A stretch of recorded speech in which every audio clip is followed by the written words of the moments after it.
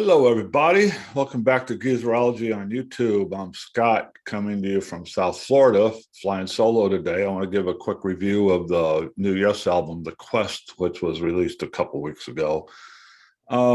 This is the 22nd studio album by the official iteration of the band, whatever the lineup may be at any given time.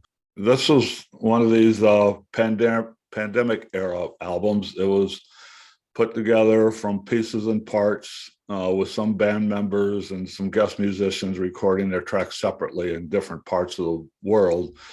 And Steve Howe, who's been the Yes guitarist for quite some time, coordinated this project, and he's credited as the album's producer.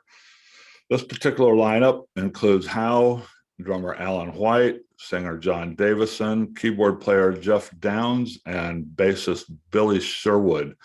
Again, following in the Yes tradition, this is the first time for this particular lineup. New on this lineup is Billy Sherwood. He's actually old, but he returns on bass here since Chris Squire died. It's the first album that Yes recorded without Squire, who died in 2015. And the first thing you do notice when you listen to this record is that Squire isn't here.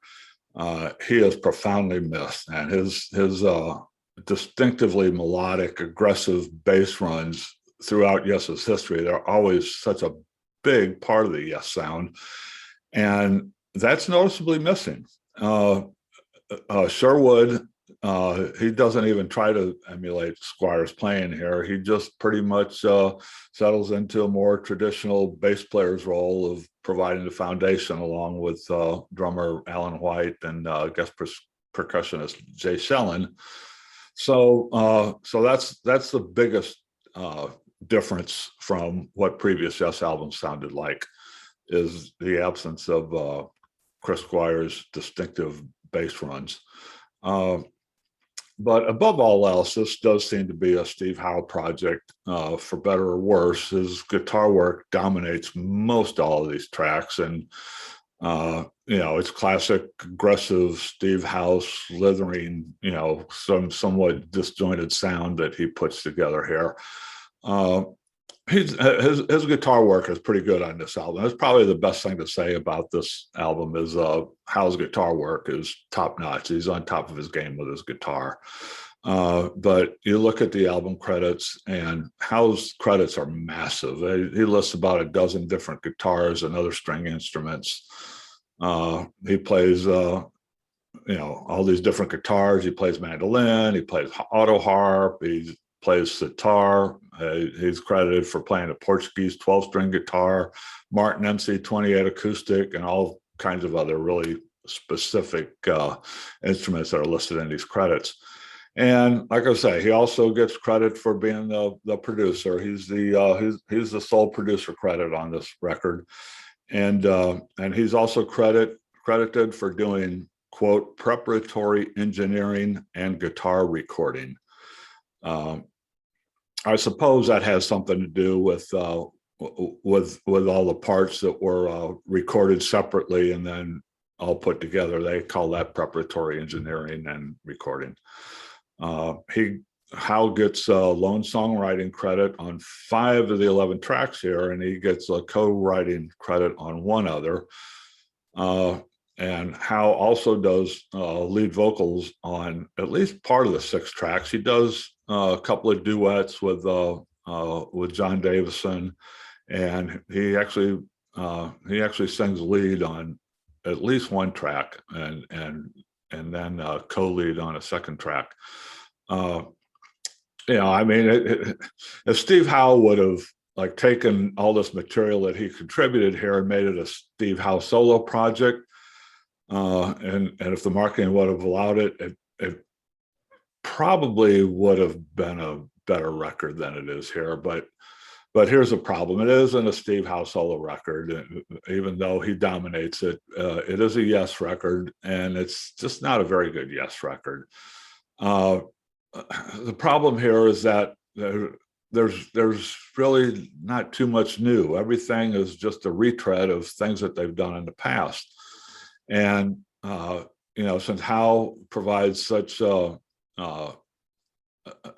dominating hand here, the problem, if he would have taken this material and done all this work and made a solo album, it'd probably been a more successful Steve Howe solo album.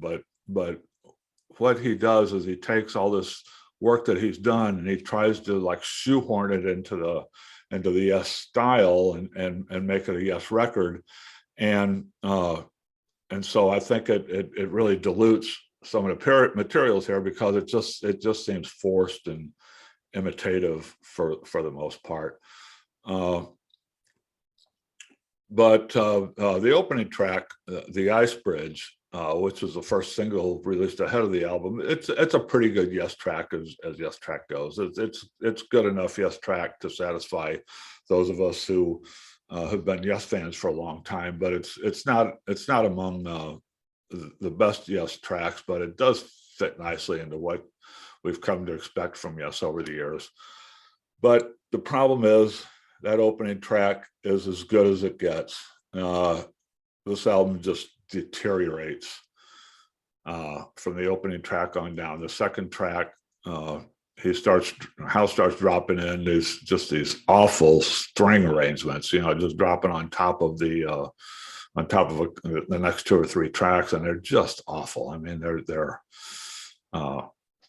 they just stand out, and they're obnoxious. They're obnoxious as hell. They're just cringeworthy, and none of the Howe written songs are very good. At least the songs aren't good as Yes songs. Let me put it that way. But one of the biggest annoyances on this album is, to me, is John Davison, the lead singer. I mean, he tries so hard to write lyrics like John Anderson used to write lyrics. He tries so hard to sing like John Anderson would sing. And the problem is that Davison isn't as good as singing or writing as John Anderson was. So he's just doing this. I don't want to say a bad imitation of John Anderson, but he's just not as good as John Anderson, and you can't help but compare the two. And Davison's work just pales when you compare it to Anderson, but he invites that by trying so hard to be Anderson. There are some moments on this album that are pretty good. Like I say, The Ice Bridge is really good. There are some moments sprinkled through the tracks that, especially when Howe is putting down a lead guitar, and a few nice little songs that, not songs. These are all extended movement pieces. So all the songs have their highlights and lowlights, but there are pretty good. Davison does a good job singing and sounds good in a few moments on this record, but the highlights don't rise very high. There are a couple of lowlights that are really bad, and the worst thing on this album is a 3.5 minute song, track 10, the 10th track of the 11 tracks is called Mystery Tour, written by Howe, and Howe sings a lead on this. And this song is an embarrassment. It sounds like something that Howe might have written in high school, and he's just going completely all fanboy on the Beatles. Which just, it's just weird. It's a weird place for this on this album. It's like, what's this thing doing here? But it's just really clumsy and heavy-handed and just kind of dumb. Like, I want to quote one line here. One line in the song says, "They let it be like they'd never been born. We heard the silver hammer till the break of dawn." I mean, come on, and the whole song has lines like that. It's just stupid turns of phrases from Beatles songs, and it's just dumb.